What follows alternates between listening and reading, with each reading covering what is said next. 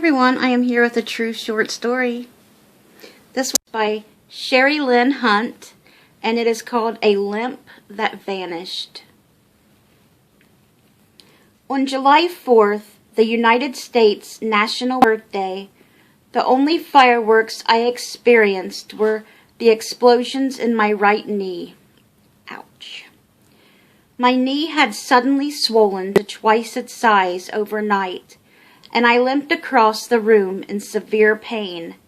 Covered with ice packs, I spent the entire day in a recliner and watched a TV as Americans celebrated the holiday. Shredded? What do you mean? I asked the orthopedic doctor a few days later. The x-rays showed a fireball in my knee, a sign of total red inflammation with multiple tears in the meniscus, as if shredded with bone upon bone. How had this happened? Just a few days earlier, I'd participated in classes at the gym and water aerobics, and later I had bent several times while weeding the yard. At the time, I dismissed the pull around my kneecap as a slight ache, but now my doctor explained that I needed a surgery. Meanwhile, he drew out a large needle to drain the inflamed area and insert medicine into the knee. This will hurt, and you can cuss if you want, the doctor said. I squeezed his arm tightly and through the pain shouted, "Jesus, Jesus!" "Try and be still. The needle will come out if you keep moving," he said. "Okay, but it hurts so much." "You did just fine," he said a moment later as he showed me all the fluid he had drained. He left the room while his nurse attached a brace around my knee for me to wear until my surgery. I limped to the front desk to schedule my procedure. The outpatient process went well, and when I got home, I hobbled around the house on a crutch. By the 5th day, I walked unsupported, but with a limp.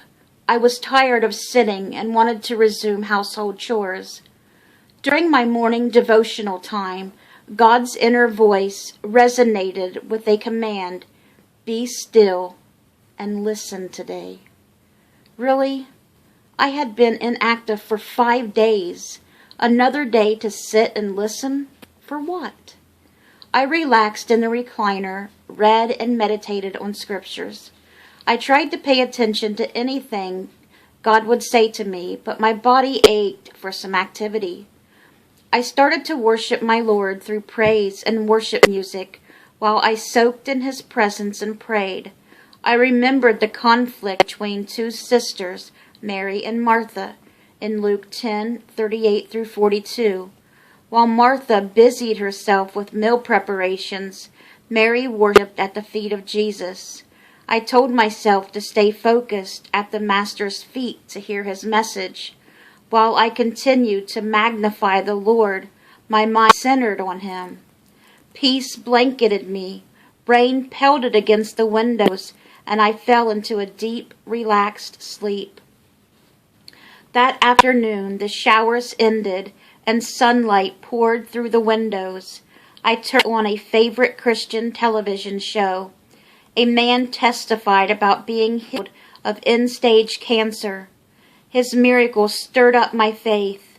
The host asked viewers to place their hands on an area in need of healing.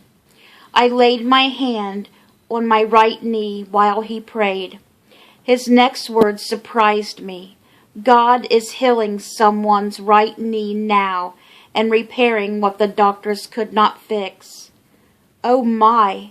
I raised my hand high and shouted, "It's me! I received it!"